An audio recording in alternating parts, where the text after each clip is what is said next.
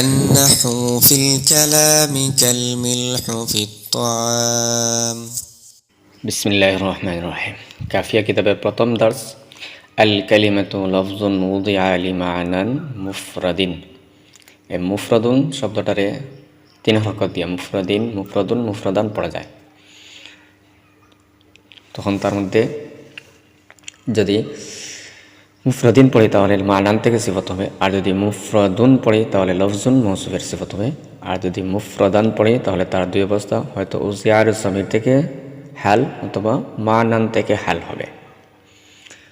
তাহলে আল কালিমাতু লফজুন উযিআ লিমা'নান মুফরাদিন বা মুফরাদুন, মুফরাদান এর 4টি তারকিব শিখবো আমরা। 4 ভাবে তারকিব করা যায়। প্রথমত আল কালিমাতু লফজুন উযিআ লিমা'নান মুফরাদিন, জর দিয়ে মুফরাদিনকে। আর কায়দা হলো, সূত্র হলো, যদি মুফরাদিন পড়ি তাহলে মানান থেকে সিফত হবে। তাহলে তারকিব আল কালিমাতু মুবতাদা, লফজুন মৌসুফ, উযিআ ফাইল মজহুল, তার মধ্যে জমির নাইবে ফাইল, লাম হারফে জার, মানান মৌসুফ, মুফরাদিন সিফত। মৌসুফ সিফত মিলে লাম হারফে জার মাজরুর, যার মাজরুর মিলে উযিআ ফাইলের মুতাআল্লিক, উযিআ ফাইল মজহুল, তার ফাইল আর মুতাআল্লিক মিলে জুমলা ফাইল লফজুন মৌসুফের সিফত। মৌসুফ সিফত মিলে জুমলা তৌসিফিয়া হয় আল কালিমাতু মুবতাদার খবর, মুবতাদা খবর মিলে জুমলা ইসমিয়া।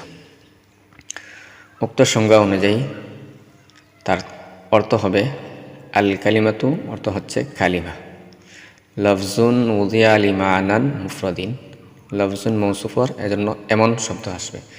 কালিমা এমন শব্দ, উযিআ যাকে, লিমা'নান মুফরাদিন একক অর্থের জন্য গঠন করা হয়েছে। তাহলে কালিমা এমন শব্দ যাকে একক অর্থের জন্য গঠন করা হয়েছে, কারণ মানান তাকে সিফত হওয়ার।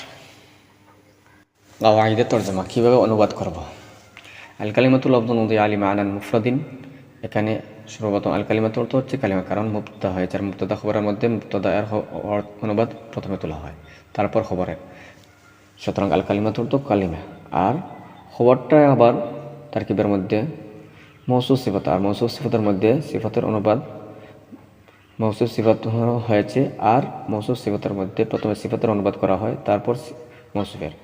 এখানে আরেকটি কায়দা হলো, যদি মৌসুফের সিফতটা যদি জুমলা হয় তাহলে মৌসুফের অনুবাদ প্রথমে করা হবে এবং মৌসুফের অনুবাদের সাথে এমন শব্দ যুক্ত করা হবে। বিদায় এখানে মৌসুফের সিফতটি জুমলা হয়েছে, তাই প্রথমে লফজুন মৌসুফের অনুবাদ করা হলো, তখন অর্থ হবে কালিমা এমন একক শব্দ। উযিআ অর্থ হলো গঠন করা, এখানে উযিআ ফাইলে মজহুল হয়, তার অর্থ হবে যাকে গঠন করা হয় না।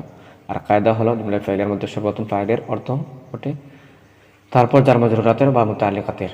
সুতরাং এখানে অনুবাদ করা হবে, সর্বশেষ ফাইলের অনুবাদ করা হবে, বিদায় তারপর জার মাজরুর হয়েছে, তাই প্রথমে জার মাজরুর অনুবাদ করা হবে। জার মাজরুর এর মধ্যে প্রথমে মাজরুর, আর মাজরুরের অনুবাদ করা হয়, তারপর জার এর। এখানে মাজরুরটা আবার মৌসুফ সিফত হয়েছে, বিদায় কায়দা হলো মৌসুফ সিফতের মধ্যে সিফতের অনুবাদ প্রথমে হয়, তারপর মৌসুফ। এখানে মুফরাদ হলো সিফত, তাই তার অনুবাদ পূর্বে উঠবে। এই হিসেবে সর্বশেষ মিলাতে হবে, যেমন উযিআ, তার মধ্যে জমিরের অর্থ হলো যাকে গঠন করা হয়েছে, তারপর জার মাজরুরের অর্থ উঠবে প্রথমে। জার মাজরুরের অর্থের মধ্যে মৌসুফ সিফত আছে, মৌসুফের মধ্যে সিফতের অর্থ প্রথমে উঠবে মুফরাদুনের, তখন অর্থ হবে যাকে একক। তারপর মৌসুফের অর্থ, মৌসুফ হলো মানান, অর্থাৎ অর্থ, যাকে একক অর্থের, আর তারপর মানানের আর কি অর্থ উঠবে জার মাজরুরের। তাহলে কালিমা এমন একক শব্দ যাকে একক অর্থের জন্য গঠন করা হয়েছে।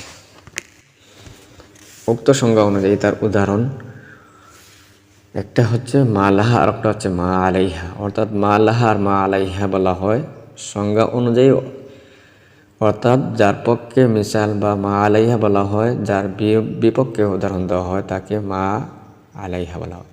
মা লাহার মিসাল যেমন জয়দুন জয়দান, জয়দুন আবদুল্লাহ, পাল বা কুসিব হয়। উক্ত সংজ্ঞা অনুযায়ী এই শব্দগুলো হলো কালিমা, কারণ এই সংজ্ঞা অনুযায়ী এই শব্দগুলো কালিমা হওয়ার জন্য আবশ্যক হলো অর্থ একক হওয়া, শব্দ একক হোক বা না হোক। জয়দুন জয়দানে, জয়দুনা সিবুয়া, আবদুল্লাহ বা আলবাক হলো এই সংজ্ঞা অনুযায়ী কালিমা, কারণ এগুলো এমন একক শব্দ যেগুলোকে একক অর্থের জন্য গঠন করা হয়েছে। উক্ত সংজ্ঞা অনুযায়ী মা আলাইহা তার বিরোধী উদাহরণ হচ্ছে কাইমাতুন বিসরিয়ুন, এই সংজ্ঞা অনুযায়ী কাইমাতুন কালিমা নয়, কারণ কাইমাতুন এমন কালিমা যাকে একক অর্থের জন্য গঠন করা হয়নি, কেননা এর মধ্যে কিয়াম এর এক অর্থ আর তা এর আরেক অর্থ। কিয়াম অর্থ হলো দণ্ডায়মান আর তার একজন মহিলা বোঝায়। এটা অর্থের দিক দিয়ে একক হলেও বিদায় সংজ্ঞা অনুযায়ী এটা কালিমা নয়, কারণ এই সংজ্ঞা অনুযায়ী কালিমা হওয়ার জন্য শর্ত হলো অর্থ একক হওয়া। বাকি উদাহরণ এমনইভাবে হবে।